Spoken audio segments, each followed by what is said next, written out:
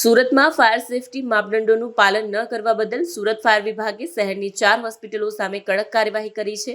આ હોસ્પિટલોને સીલ કરવામાં આવી છે, જેમાં advance orthopaedic and surgical hospital, Shreedeep children care hospital, Kavita પ્રસૂતિ ગૃહ અને ઉન મલ્ટી સ્પેશિયાલિસ્ટ હોસ્પિટલનો સમાવેશ થાય છે.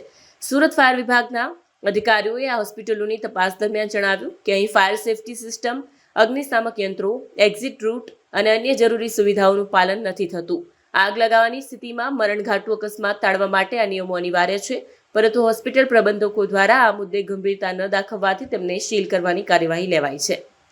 સુરત ફાયર વિભાગ દ્વારા પાંડેસરાની advance orthopaedic and surgical hospital, અલથાણની Shreedeep children care hospital Adthan, Unpatiya Kavita પ્રસૂતિ ગૃહનો સમાવેશ થાય છે.